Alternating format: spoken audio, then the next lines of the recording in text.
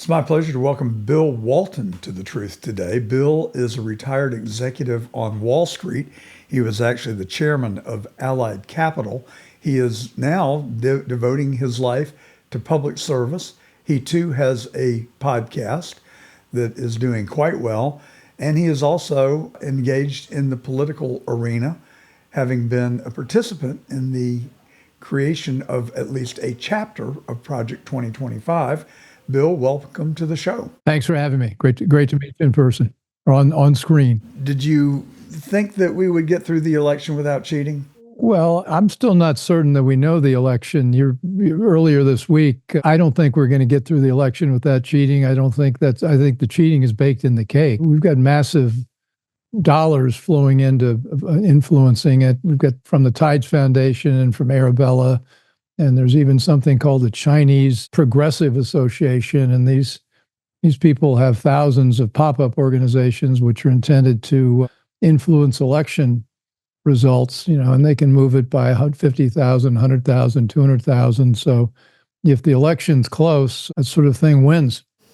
Well, for our listeners and our viewers, we are pre-recording this program for airing this Saturday, actually on Election Day, so we do not know what the outcome of the election is.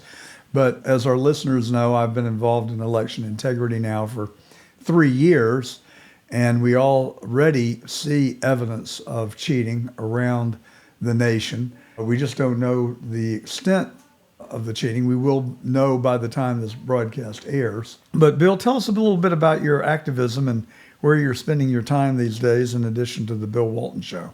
The most fun I've had in life is private equity, and my company was essentially a publicly traded private equity fund, and we were quite successful. Of course, then there was a little thing called 2008, 2009, which caused the market to melt down and sort of hurt our balance sheet, but we got through it. Anyway, what I'm doing now with political action is I'm friends with Ed Meese, and he got me involved with the conservative, what do we call it, CAP, Conservative Action Committee, a group of political activists who meet every Wednesday in Washington, and that sort of led one thing to another. I joined the board of American Enterprise Institute and Heritage Foundation and some others, and now I'm vice chairman of CPAC, which is, Matt Schlapp's the chairman, and we've been quite active in this election. In fact, working on overseeing mail-in ballot boxes, and with cameras and on-site observers, and have already uncovered some bogus ballots in 3 locations. So we're active in that. As you mentioned, I wrote a chapter on the infamous Project 2025 plan that was put together by Heritage. I also headed up in 2016, 17, the transition teams for about a third of the government, all the financial agencies, so got to know and write plans for Commerce, U.S. Treasury, a whole alphabet soup of agencies, and that was interesting. For a business guy, going from a world where you can see results, where you lose money or make money, being in politics I've found to be a little frustrating because it's hard to bring about the outcomes that need to be brought about. So let's talk about Project 2025 for a moment. It is a product of the Heritage Foundation, which I understand you to say that you're a participant in, and you have been an author of a chapter in Project 2025. Tell our viewers and our listeners exactly how you would describe Project 2025. Well, the problem you have with any new president is that you run for office, you spend 99% of your energies running for office, and then you win. And then the question is, remember that Robert Redford movie, The Candidate, where the last line was, "So what do I do now?" Well, the transition in Project 2025 is working to answer that question, what do I do now? And so Project 2025 is a whole of government plan, agency by agency by agency, to look at what legislation needs to be changed, what executive orders need to be mounted, what sort of agencies. In fact, the question is so many agencies, the question is whether they should even exist. The Education Department would probably be at the top of my list for an agency we don't need. So it's the thinking, and then the next step for Project 2025 was to identify suitable candidates to go into office. One of the problems Donald Trump had, and he'll admit this today, he said, I won the election in 2016, and I'd never even stayed overnight in Washington. And so I didn't know any of the players down there. And I think this time he's going to be better prepared. Now, as it turns out, Project 2025 did something we didn't do in 2016. They published it in a big book. And of course, the Democrats found something on every page, 2 or 3 sentences or 2 or 3 words to hack away at, and it created a public publicity nightmare. And so Trump had never been involved in it, but even more, he did not want to be associated with it because it provided a lot of ammunition for the left. Well, and he has disowned anything to do with Project 2025 as well. And can this federal bureaucracy be tamed? I mean, we have got just a mammoth federal budget year after year after year in massive deficit spending. And, you've heard, I've heard, we've all heard, bureaucrats' mindset is that the politicians are only here for 4 years. They're essentially there for a lifetime. And so if they don't like the policy, they just dig their heels in and resolve to outlast it. Well, yeah, it's a problem because a president gets to appoint only a few people in each agency. The classic example I mentioned, I was involved in the Treasury planning 2016 and 2024.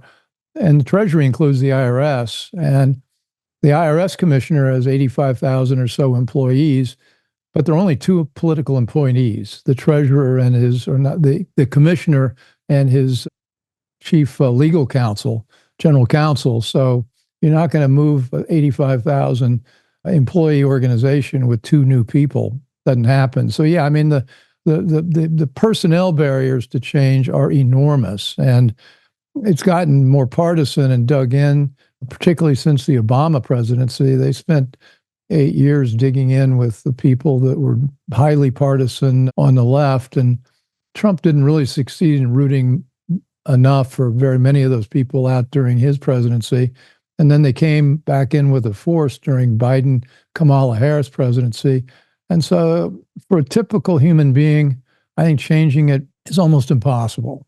Now, the bet we're making is not that Trump necessarily is going to be the guy to make those changes, but he's got this interesting superhero weapon, Elon Musk, who has joined forces. He also, Vivek Ramaswamy is also a very smart guy with a private sector experience. And I think if you got enough disruptive change agents to take a look at government as a whole and see what we can do or not do, it'd be a huge fight, but it's a fight worth having.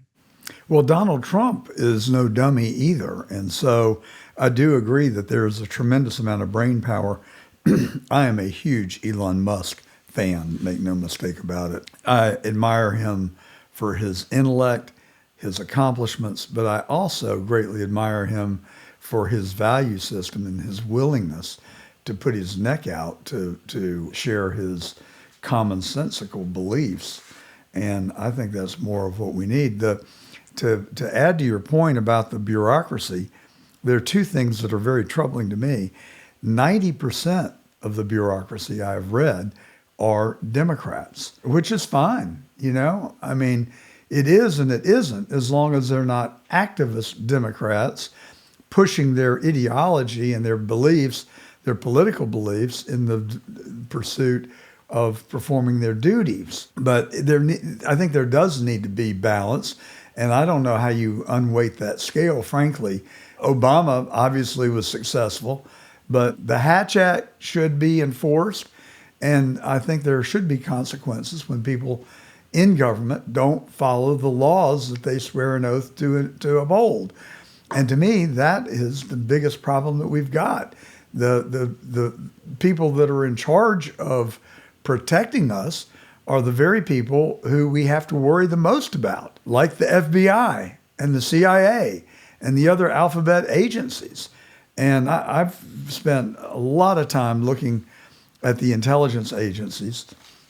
That's why I'm so excited that Bobby Kennedy will have a role in the administration.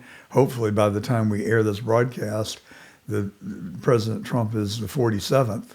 We won't know today, but as we're talking, but the intelligence agencies, I fear, is for all the good that they do and all the value they provide, I also believe have done a lot of damage to our country and eroded some of the constitutional protections that we depend on.